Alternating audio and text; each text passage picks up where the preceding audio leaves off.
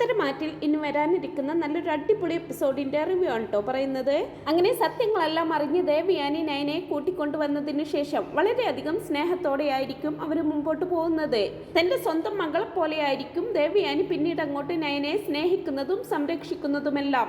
നയനയുടെ കാര്യം പിന്നെ പറയണ്ടല്ലോ, അമ്മ തന്നെ സ്നേഹിച്ചു തുടങ്ങിയപ്പോൾ അവൾക്കും ഒരുപാട് സന്തോഷമായിരിക്കും. അങ്ങനെ അവർ രണ്ടുപേരും വളരെ സ്നേഹത്തോടെ മുമ്പോട്ട് പോയിക്കൊണ്ടിരിക്കുകയായിരിക്കും. അങ്ങനെ കുറച്ചു നാൾ മുമ്പോട്ട് പോകുന്നുണ്ട്. അസുഖമൊക്കെ പൂർണ്ണമായിട്ട് ഭേദമായതിനു ശേഷം നയന പഴയതുപോലെ അടുക്കളയിൽ കയറി ജോലി ചെയ്യാനൊക്കെ ആരംഭിക്കുന്നുണ്ട്.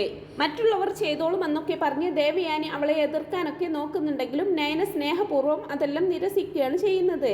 അങ്ങനെ ഇരിക്കെ ഒരു ദിവസം നയന രാവിലെ എണീറ്റ് ദേവയാനിയുടെ അടുത്തേക്ക് വരുന്നുണ്ട്. അമ്മേ, ഇന്നെന്താ ബ്രേക്ക്ഫാസ്റ്റ് ഉണ്ടാക്കേണ്ടത്? അമ്മയുടെ സ്പെഷ്യൽ എന്താ? അത് ഞാൻ ഉണ്ടാക്കാമെന്നൊക്കെ പറയുകയാണ് നയന.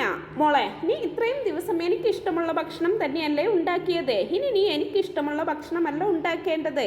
ആദർശ് മോന്റെ ഇഷ്ടങ്ങളാണ് ഇനി മോള് നോക്കേണ്ടത്. സ്വന്തം ഭർത്താവിന്റെ ഇഷ്ടങ്ങൾക്ക് പ്രാധാന്യം കൊടുത്തു വേണം മോൾ ഇനി എന്തും ചെയ്യാൻ.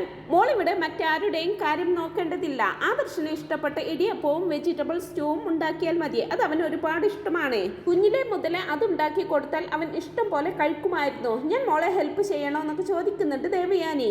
ഏയ് വേണ്ടമ്മേ, എനിക്കിപ്പോൾ പഴയതുപോലെയുള്ള ബുദ്ധിമുട്ടുകളൊന്നുമില്ലല്ലോ. ഏയ് അമ്മ എന്നെ ഹെൽപ്പ് ചെയ്യുകയൊന്നും വേണ്ട. വേണമെങ്കിൽ അമ്മ എന്റെ കൂടെ കിച്ചണിലേക്ക് പോരെ, നമുക്ക് അത്ര നേരമെങ്കിലും സംസാരിച്ചിരിക്കാമല്ലോ എന്നൊക്കെ പറയാണ് കേട്ടോ നയന. ഇനി വാ മോളെ, എന്നെ കൊണ്ടാവുന്നത് ഞാൻ ചെയ്തു തരാമെന്നും പറഞ്ഞുകൊണ്ട് ദേവയാനി നയനയുടെ കൂടെ കിച്ചണിലേക്ക് പോവാണ്. കിച്ചണിലെത്തിയ ദേവയാനി നയനയെ സഹായിക്കാനൊക്കെ ശ്രമിക്കുന്നുണ്ടെങ്കിലും നയന അതിന് സമ്മതിക്കുന്നില്ല. അതൊന്നും വേണ്ടമ്മേ, എല്ലാം ഞാൻ ചെയ്തോളാം. അമ്മ ഇതെല്ലാം നോക്കി അവിടെ ഒരിടത്ത് ഇരുന്നാൽ മതി എന്ന് പറഞ്ഞുകൊണ്ട് അമ്മയെ സ്നേഹത്തോടെ അവിടെ കൊണ്ടിരുത്തുകയാണ് നയന. അങ്ങനെ നയന ആദർശ് റെഡിയായി വരുമ്പോഴേക്കും വേഗത്തിൽ ബ്രേക്ക്ഫാസ്റ്റ് ഒക്കെ ഉണ്ടാക്കുന്നുണ്ട്.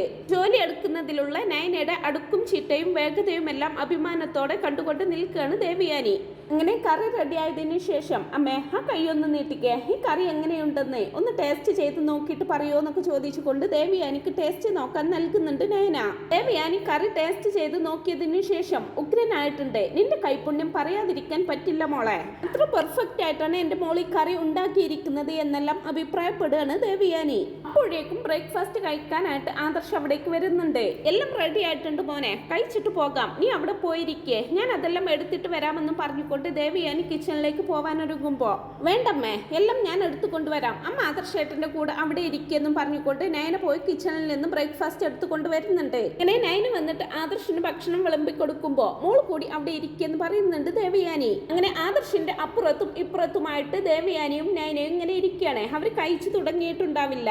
ആദർശ് കഴിച്ചു നോക്കിക്കൊണ്ട് അമ്മേ, എന്തൊരു ടേസ്റ്റാണ് ഈ കറിക്ക്. നയനയുടെ കൈപുണ്യം അത് പറയാതിരിക്കാൻ പറ്റില്ലല്ലേ എന്നൊക്കെ പറയുമ്പോ അത് ഞാനിപ്പോൾ മോളോട് പറഞ്ഞതേ ഉള്ളൂ എന്ന് പറയുന്നുണ്ട് ദേവയാനിയും. അല്ല, നിങ്ങൾ എന്താ കഴിക്കാത്തത്? നിങ്ങളും കൂടി കഴിക്കെന്നും പറഞ്ഞുകൊണ്ട് ആദർശ് അവർക്ക് രണ്ടുപേർക്കും കൂടെ എടുത്തു കൊടുക്കുന്നുണ്ട്. അങ്ങനെ അവർ 3 പേരും കൂടി കളിച്ചിരിയൊക്കെ ആയിട്ട് ഭക്ഷണം കഴിച്ചുകൊണ്ടിരിക്കുമ്പോ അനാമികയും രേവതിയും കൂടി അവിടേക്ക് വരുന്നുണ്ട്. ഇതെന്താ, നിങ്ങൾക്ക് മാത്രം കഴിച്ചാൽ മതിയോ? നയന ഇവിടെ ഇരുന്ന് കഴിച്ചാൽ ഞങ്ങൾക്ക് ആര് വിളമ്പി തരുമെന്ന് ചോദിക്കുകയാണ് രേവതി. അതെന്താ രേവതി അങ്ങനെ ഒരു പറച്ചിൽ? നിങ്ങൾക്ക് 2 കൈയുണ്ടല്ലോ, പോരാത്തതിന് ഭക്ഷണവും ഇവിടെ ടേബിളിൽ വെച്ചിട്ടുണ്ട്, എടുത്ത് കഴിച്ചൂടെ? അല്ലെങ്കിൽ പിന്നെ മോളോട് എടുത്തു തരാൻ പറയണം. എന്തായാലും എന്റെ മോള് ഇത് കഴിച്ചു തീരാതെ ഇവിടെ നിന്ന് എണീക്കുന്ന പ്രശ്നമില്ലെന്നൊക്കെ പറയാം കേട്ടോ ദേവയാനി. അങ്ങനെ അവസാനം രേവതിയും അനാമികയും അവിടെ ഇരുന്ന് സ്വയം വിളമ്പി കഴിക്കുന്നുണ്ട്. രേവതി നന്നായിട്ട് വെട്ടി വിഴുങ്ങിയതിനു ശേഷം നയനെ കുറ്റപ്പെടുത്താനായിട്ട് പറയുന്നത്, ഈ വെജിറ്റബിൾ സ്റ്റൂ ആരുണ്ടാക്കിയതാ? ദേവേച്ചിയുടെ മരുമകളായിരിക്കുമല്ലേ. വായിൽ വെക്കാനേ കൊള്ളില്ല. വായ്ക്ക് രുചിയായിട്ട് വല്ലതും വെച്ചുണ്ടാക്കാൻ ഇവൾക്കറിയത്തില്ലേ? എത്ര വർഷമായി ഇവൾ ഈ വീട്ടിലേക്ക് വന്നിട്ട്, എന്നിട്ടും ഇതുവരെ ഒന്നും വെച്ചുണ്ടാക്കാൻ പഠിച്ചിട്ടില്ലേ? അനാമിക മോളെ, നീ ഇത് കഴിക്കണ്ട എന്നെല്ലാം പറഞ്ഞ് രേവതി ഭക്ഷണം കളയുന്നത് പോലെ വാഷ് ബേസിനിൽ കൊണ്ടുപോയി ഇടുന്നുണ്ട്. അതെല്ലാം ശ്രദ്ധിച്ചു കൊണ്ടിരുന്ന ദേവയാനിക്ക് ഒരുപാട് ദേഷ്യം വരുന്നുണ്ട്. ദേവയാനി ഉടനെ തന്നെ രേവതിയോട് പൊട്ടിത്തെറിക്കുകയാണ്. എടി രേവതി, നീ എന്തോ തോന്നിവാസമാണ് ഈ കാണിക്കുന്നത്? നയന മോള് കഷ്ടപ്പെട്ടുണ്ടാക്കിയ ഭക്ഷണം പാഴാക്കി കളയുന്നോ? എന്ത് കുറവാണ് ഈ കറിക്കുള്ളത്? ഇങ്ങനെ ഇവിടെ വന്നിരുന്ന് ഭക്ഷണം വേസ്റ്റാക്കി കളയാൻ നിന്റെ കുടുംബ സ്വത്തൊന്നും ഇവിടെ കൊണ്ടുവച്ചിട്ടില്ലല്ലോ എന്നും ചോദിച്ച് ദേവയാനി രേവതിയോട് പൊട്ടിത്തെറിക്കുന്നുണ്ട്. ദേവേച്ചി എന്തിനാ എന്നോട് ദേഷ്യപ്പെടുന്നത്? എനിക്ക് ഇവൾ ഉണ്ടാക്കിയതൊന്നും ഇഷ്ടപ്പെട്ടില്ല. ഇതൊന്നും വായിൽ വെക്കാൻ പോലും കൊള്ളില്ല ദേവേച്ചി. ദേവേച്ചിയുടെ മരുമകൾ ആദ്യം വല്ലതും വെച്ചുണ്ടാക്കാൻ പഠിക്കട്ടെ, എന്നിട്ട് നല്ല അഭിപ്രായം പറയാം എന്നെല്ലാം രേവതി പറയുമ്പോ അനാമികയും അത് ഏറ്റുപിടിക്കുന്നുണ്ട്. അമ്മ പറഞ്ഞതിൽ എന്ത് തെറ്റാ ഉള്ളത് വല്യമ്മേ? അതിനെടുത്തി ഉണ്ടാക്കിയ കറി ഒട്ടും കൊള്ളില്ല. ഈ വീട്ടിലുള്ളവർ പിന്നെ എന്ത് വെച്ചുണ്ടാക്കി കൊടുത്താലും നല്ലതല്ലേ പറയൂ. പക്ഷെ ഞങ്ങൾ അങ്ങനെയല്ല, ഞങ്ങൾ ഉള്ളത് മുഖത്ത് നോക്കി പറയുന്ന കൂട്ടത്തിലാണെന്നൊക്കെ പറയാൻ കേട്ടോ അനാമിക.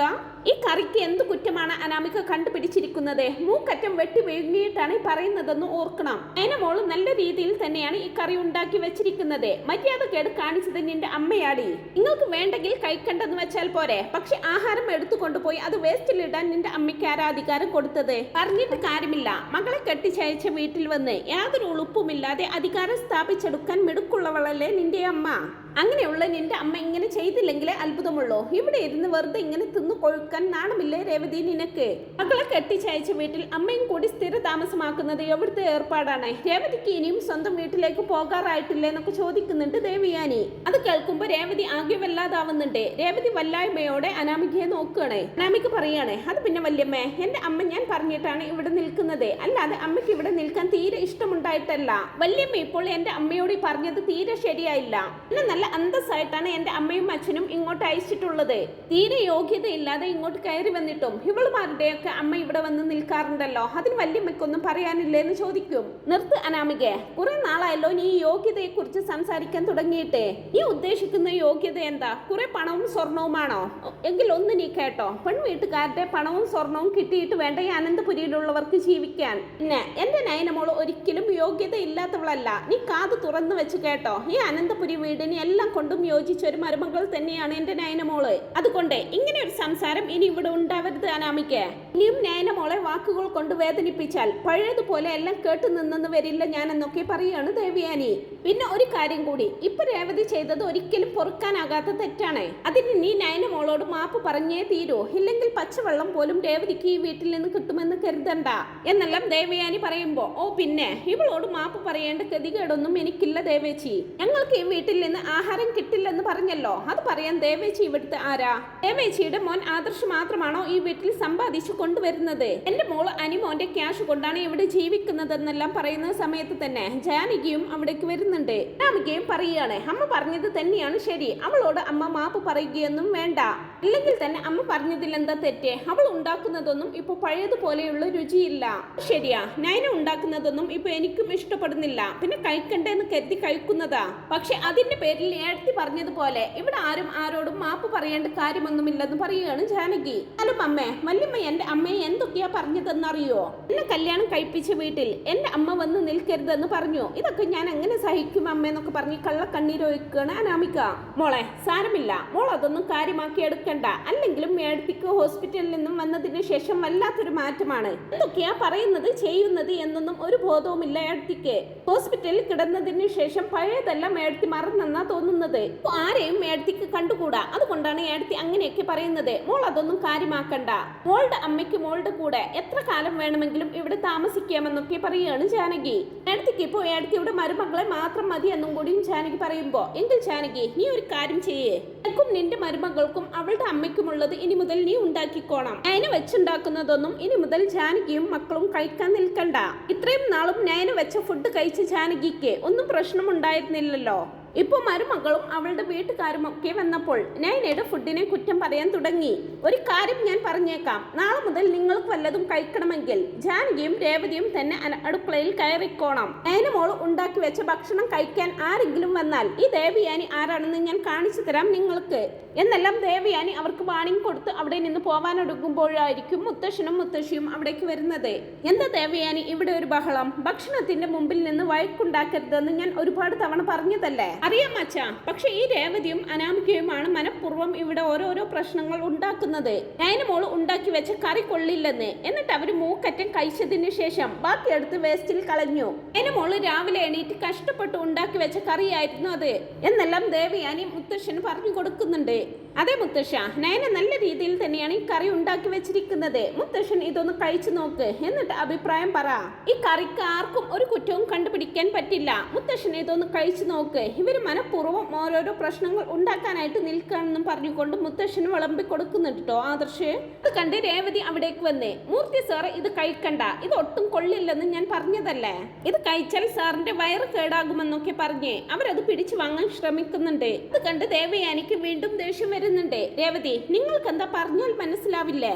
അച്ഛന്റെ പ്ലേറ്റ് എടുക്കാൻ നിങ്ങൾക്ക് എന്താ അധികാരം? അച്ഛൻ അത് കഴിച്ചോട്ടെ, അതിൽ നിങ്ങൾക്ക് എന്താ പ്രശ്നം എന്നെല്ലാം ദേവയാനി പറയുന്നുണ്ടെങ്കിലും അതൊന്നും ശ്രദ്ധിക്കാത്ത മട്ടിൽ രേവതി അത് പിടിച്ചു വാങ്ങിക്കൊണ്ട് കളയാൻ ശ്രമിക്കുകയാണ്. ദേഷ്യം വരുന്ന ദേവയാനി ടേബിളിൽ ഇരിക്കുന്ന വെള്ളമെടുത്ത് രേവതിയുടെ ദേഹത്തേക്ക് ഒഴിക്കുകയാണ്. ഇമ്മ എന്ത് വൃത്തികേടാ ഈ കാണിച്ചത്? എന്റെ അമ്മ എന്ത് തെറ്റാ ചെയ്തത്? എന്തിനാ എന്റെ അമ്മയുടെ ദേഹത്തേക്ക് വെള്ളം ഒഴിച്ചത് എന്നും ചോദിച്ചുകൊണ്ട് അനാമിക മുമ്പോട്ട് വരുന്നുണ്ട്. മിണ്ടാതിരിക്കുന്നതാണ് അനാമിക നിനക്ക് നല്ലത്, ഇല്ലെങ്കിൽ നിന്റെ മുഖത്തും ഞാൻ ഇതുപോലെ എടുത്തൊഴിക്കും. പിന്നെ നിന്റെ അമ്മയുടെ ഈ അഹങ്കാരത്തിന് ഞാൻ ചെയ്തത് ഒരു തെറ്റുമില്ല എന്നൊക്കെ ദേവയാനി പറയുമ്പോ ഏടത്തി ചെയ്തത് വലിയ തെറ്റ് തന്നെയാണ്. എന്ത് പ്രശ്നമുണ്ടെങ്കിലും അത് പറഞ്ഞു തീർക്കല്ലേ വേണ്ടത്, അല്ലാതെ ഇതാണോ ചെയ്യേണ്ടത്? ആരെങ്കിലും ചെയ്യുന്ന കാര്യമാണോ ഏടത്തി ചെയ്യുന്നത്?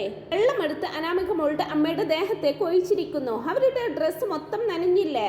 എന്നാലും ഇത് വല്ലാത്ത ചെയ്തായി പോയി ഏടത്തി. അച്ഛൻ എന്താ ഈ നോക്കി നിൽക്കുന്നത്? അച്ഛൻ ഇതൊന്നും കാണുന്നില്ലേ? ചെയ്തതിന് അച്ഛൻ ഏടത്തിക്ക് നല്ലൊരു ശിക്ഷ തന്നെ കൊടുക്കണമെന്നൊക്കെ പറയുകയാണ് ജാനകി.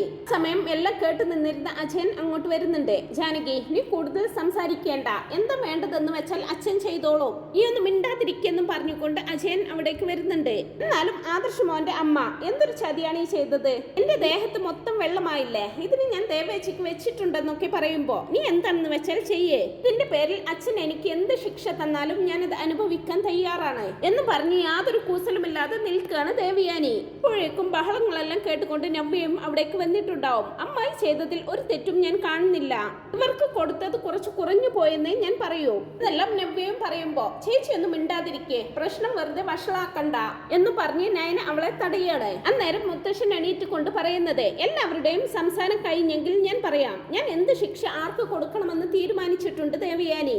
എന്തായാലും ആദ്യം ഇവിടെ തെറ്റ് ചെയ്തത് രേവതി തന്നെയാണ്. എന്ത് തന്നെയായാലും നയന മോള് ഉണ്ടാക്കി വെച്ചിരിക്കുന്ന കറി വെറുതെ വേസ്റ്റ് ചെയ്തത് ശരിയായില്ല. അപ്പൊ ആദ്യം രേവതി പോയി നയന മോളോട് മാപ്പ് പറയട്ടെ. എത്ര തന്നെ വഴക്കുണ്ടായാലും ഭക്ഷണത്തിന് മുമ്പിൽ വെച്ച് വഴക്കടിക്കുന്നത് അത്ര നല്ല ശീലമൊന്നുമല്ല. അത് ആദ്യം അനാമിക സ്വന്തം അമ്മയ്ക്കൊന്ന് പറഞ്ഞു കൊടുത്തേക്കെന്നും പറഞ്ഞുകൊണ്ട് മുത്തശ്ശൻ അവിടെ നിന്ന് പോവാണ് കേട്ടോ. പിന്നീട് അനാമികയും രേവതിയും എല്ലാവരെയും ദേഷ്യത്തോടെ നോക്കി അവിടുന്ന് പോവാനൊരുങ്ങുമ്പോ, ഒന്ന് നിന്നേ, എവിടേക്ക് ഈ പോകുന്നത്? അച്ഛൻ പറഞ്ഞത് കേട്ടില്ലേ? നയന മോളോട് മാപ്പ് പറഞ്ഞിട്ട് രേവതി ഇവിടെ നിന്ന് പോയാൽ മതി എന്നും പറഞ്ഞുകൊണ്ട് രേവതിയെ നിർബന്ധിച്ച് നയനയോട് മാപ്പ് പറയിപ്പിക്കുകയാണ് ദേവയാനി. അങ്ങനെ മനസ്സില്ല മനസ്സോടെയാണെങ്കിലും രേവതി നയനയോട് മാപ്പ് പറയുന്നുണ്ട്. ഞാൻ ചെയ്തത് തെറ്റായി പോയി, ഇനി ഒരിക്കലും ആവർത്തിക്കില്ല, നയന എന്നോട് ക്ഷമിക്കണമെന്നൊക്കെ പറഞ്ഞ് മാപ്പ് പറയുന്നുണ്ട്. ഇതിനുശേഷം മുറിയിൽ ചെന്ന് ഡ്രസ്സ് എല്ലാം മാറ്റിയതിനു ശേഷം രേവതി അനാമികയോടായിട്ട്, ഇനി ഒരു നിമിഷം പോലും അമ്മ ഇവിടെ നിൽക്കില്ല മോളെ, അത്രമാത്രം അപമാനിക്കപ്പെട്ടു അമ്മ ഇന്ന്. എന്തൊക്കെ ഉണ്ടെന്ന് പറഞ്ഞിട്ട് എന്താ കാര്യം? എല്ലാവരും ആ നയനയുടെയും ദേവേച്ചിയുടെയും സൈഡാണ്. ഇനി ഒരു നിമിഷം പോലും അമ്മ ഇവിടെ നിൽക്കില്ല, അമ്മയ്ക്ക് ഇന്നത്തോടെ എല്ലാം മതിയായെന്നും പറഞ്ഞുകൊണ്ട് നാണം കെട്ട് ഇറങ്ങി പോവുകയാണ് രേവതി. അങ്ങനെ രേവതി വിഷമിച്ച് അനന്തപുരിയിൽ നിന്നും ഇറങ്ങി പോകുന്നതും എല്ലാവരോടുമുള്ള പകയോടെ ഇങ്ങനെ നിൽക്കുകയായിരിക്കും അനാമിക. അമ്മയെ അപമാനിച്ചു വിട്ടതിന്റെ ദേഷ്യവും എല്ലാം കൂടെയായി ഭ്രാന്ത് പിടിച്ചതുപോലെ മുറിയിലുള്ള എല്ലാ സാധനങ്ങളും വലിച്ചു വാരിയിടുകയാണ് അവള്. അപ്പൊ ഇങ്ങനെയൊക്കെയുള്ള വളരെ രസകരമായിട്ടുള്ള എപ്പിസോഡുകളാണ് ഇനി വരാനായിട്ട് പോകുന്നത്. ഈ റിവ്യൂ നിങ്ങൾക്ക് ഇഷ്ടപ്പെടുന്നുണ്ടെങ്കിൽ വീഡിയോ ഒന്ന് ലൈക്ക് ചെയ്യുക, ചാനൽ കൂടി ഒന്ന് സബ്സ്ക്രൈബ് ചെയ്ത് സപ്പോർട്ട് ചെയ്യണേ. Thanks for watching my video.